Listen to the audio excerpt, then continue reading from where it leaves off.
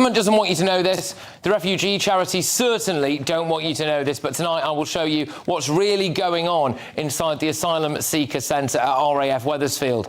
Illegal migrants allegedly went berserk and smashed up the office of the site manager, causing thousands of pounds worth of damage. And we're going to play you some still images of it to start with. This is smashed doors that you can see here. There's some smashed windows. Well, this is inside the office, it appears, and, you know, computers appear to be thrown on the floor, as well as you could see before. The window at the back appears to be smashed. There's glass everywhere. There's, you know, things have just been ransacked, really, hasn't it? Computers thrown on the floor, all of that kind of stuff. Now, a whistleblower told GB News that the illegal migrants regularly fight each other as well, and that they are allowed to come and go as they please. In fact, they get free buses into local towns and cities. But when they come back, they are apparently often found with stolen goods. And we were told in one of their rooms we found blood everywhere, thousands of pounds worth of stolen stuff. The service user, now that's what they call them, they don't call them asylum seekers, they call them service users. The service user was carrying weapons and a piece of sharp broken glass inside his pocket and an unknown lady's driving licence, as well as much more. They also provided us with this video, which they claim shows someone from the Wethersfield asylum base allegedly trying to break into a house.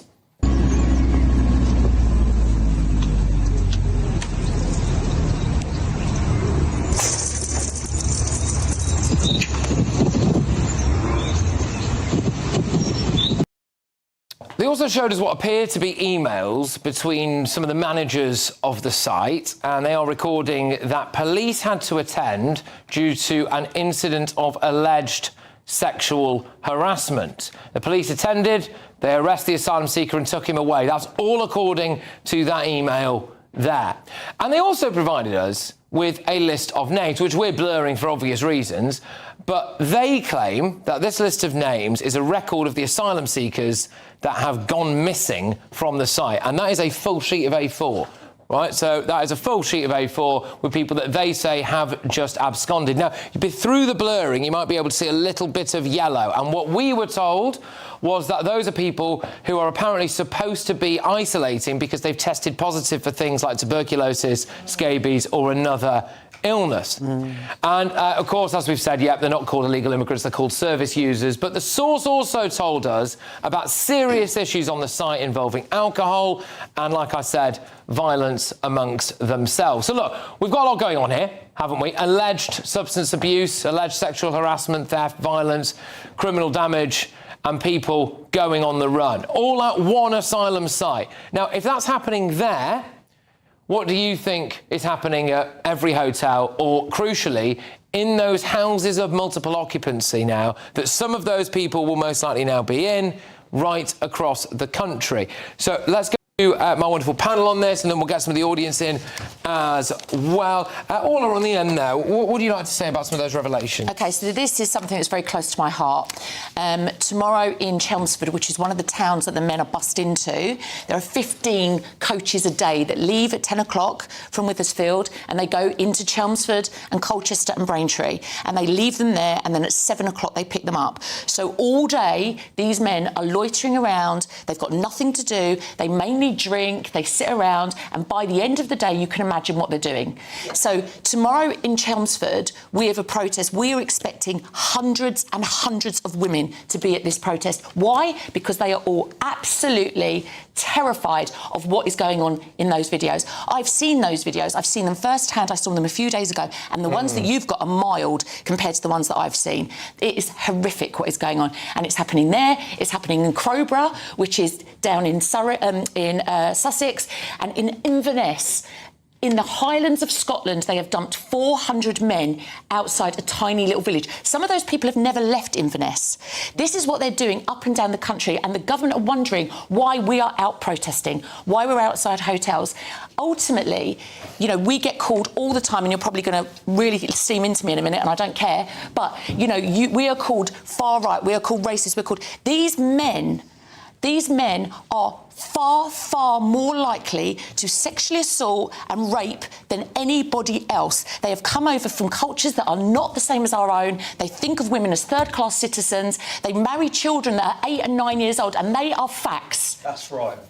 OK. Oh, all right. Well, OK.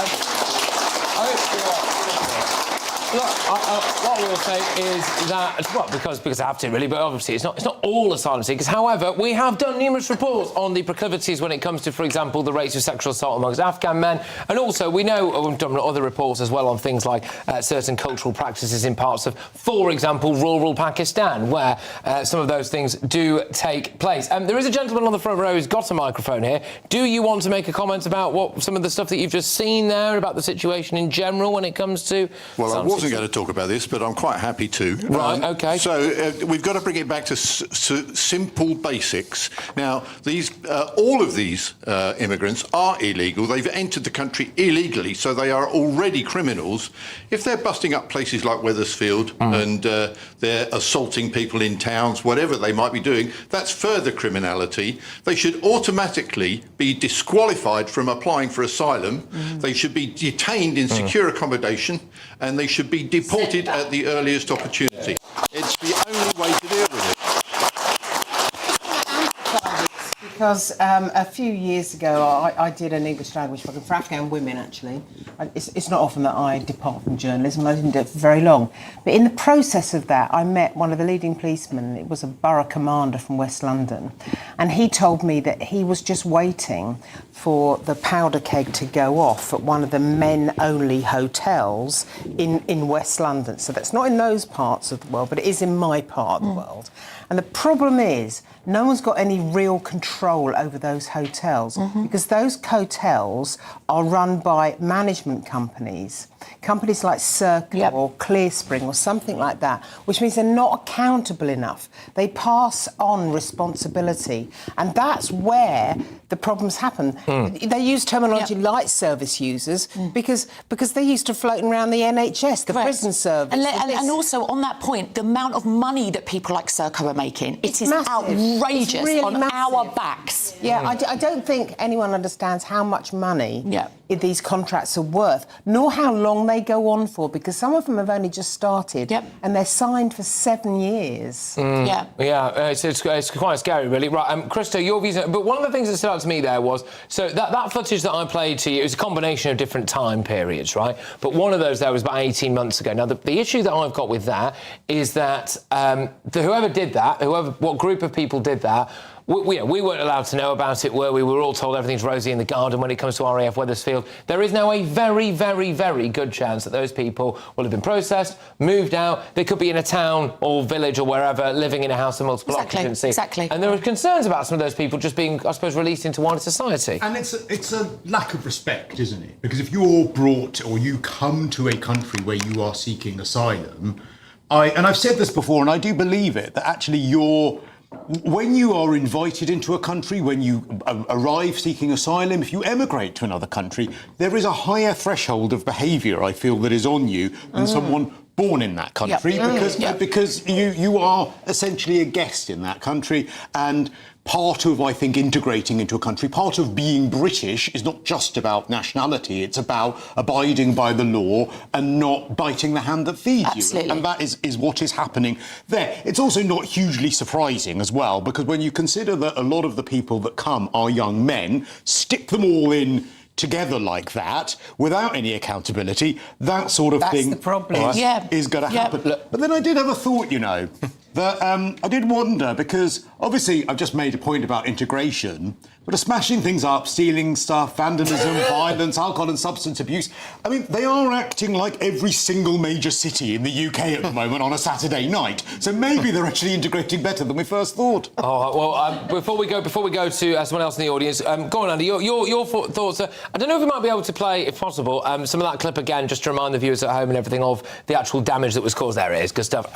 What do you make of this kind of stuff? Because it does follow, by the way, I will say as well. I'm sure most people saw some of the videos of them partying in there the other day, and I did another expose from Wethersfield not so long ago that included, and I'm sorry about this because it is quite disgusting, things like them defecating on the floor and stuff like that. So what do you make of what you're seeing? There's quite a lot to address there. I think on the point about these big service companies, absolutely agree. I think we give too much money to these, big companies that do absolutely take the mick. They do absolutely, whether it's asylum hotels, whether it's prison services, the NHS, absolutely agree on that. I think when we're looking at being housed in RAF bases or old army bases or hotels. We have to house them somewhere. Why? I think they shouldn't be living it. We do because look, we have to wait to process them. They're not our problem. I think people who are seeking asylum in the UK, because you cannot seek asylum. It's not asylum, my love. Asylum is when you are leaving. Please don't patronise me. No, when you are leaving in a war-torn country. There was a man in Chelmsford in an apartment who had left Turkey. He was from Turkey. Turkey is the second most visited holiday destination for British families. He is not seeking asylum. He is an economic migrant who's coming here because he knows that we are an absolute joke. If he's put in an asylum claim, legally he is waiting on an asylum claim. He is legally. That's not a subjective. It's not a bit of rhetoric. It is objectively true. Right, the gentleman on the front row, guys. Sorry, just the studio. Yeah, go on. Yep. But it should be secure and it should be separated to protect the indigenous population. Absolutely. Our first priority must be our own population, particularly our own women and children. Yes, thank you. Can we go? Okay, hold on. Can we go to the gentleman here who's in the ready? Do you want to say something? Yeah. All right. Again. Yeah. Go on. Go on. Stand up. No, I just think it's an absolute joke because I'm not being funny. With all due respect, the government should close the borders, and they're still not doing it. So they're facilitating these men to come in, boatloads every single day. I don't care where they've come from. They shouldn't be here. They've come over here illegally. Do you know what I mean? So it's no, it doesn't matter what race. And when people, I'm not being funny. When people like me stand up and go, well, no, they shouldn't be over here, and you got all the left go labelling us as far right racists and stuff like that. Well, no, we're not. And they're calling people that are out protesting because concerned parents are out protesting for the safety of their children because you've got all these men on the rise of all these committing crimes, of all these illegal migrants that are getting flooded into the areas, right?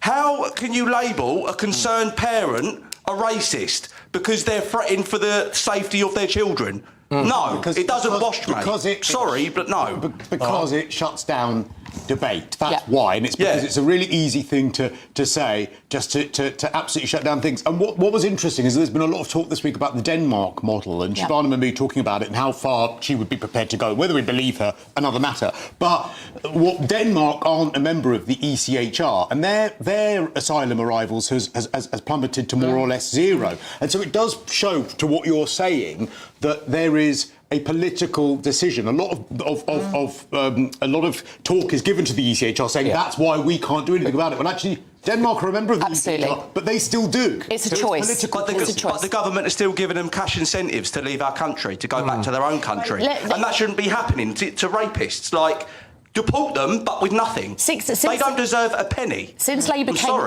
came into power, 65,000 men have come over by boat. That is the equivalent of 3 times the O2 Arena. That's how many men we're talking about. Now, the thing is, they're in these camps. What is the plan for these men? What is the plan for them? They're coming in, we're trying to stop a flood, but the tap is still on. So these men are still coming in. We can't put them in HMO. There is no room. All right, OK, well done, everyone. Thank you. Can I just say on this as well, one of the things that really winds me up about this is that if the people who are running that site will know about what's going on in there, so they will know. And I believe that the police will probably have a pretty good idea about what's going on in there as well. So to continue having a free bus service for these people to be bussed into neighbouring towns or cities, I think is basically pretty much criminally dangerous. Because if you know what's going on there and then you still go, all right, then on the bus to Chelmsford, lads, well, you know, what's to stop them doing something now? I mean, what do you think? Do you stop the bus services at least? I think, you know, people shouldn't be living it up. If you're waiting for an asylum claim, you should have dignity and, you know, not be living in a slum. But I don't think you should be living it up or getting free bus rides or, you know, free whatever. Yeah, secure. I mean, I don't think in the hotels, the doctors and engineers, but I think, you know, it is. I know it's become a bit of a trope, but our economy is supported by migrants at the moment because of the way we've built it.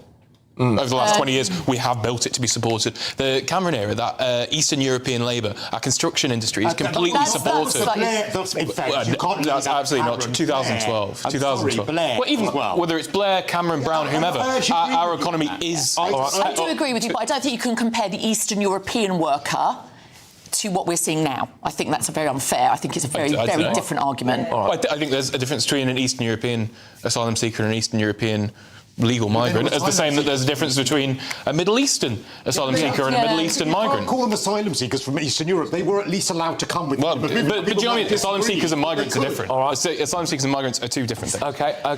Well, another lively start. Be very keen to see what people at home make of some of that footage as well. So yes, right. Home Office spokesperson. We've been to the Home Office. They said this.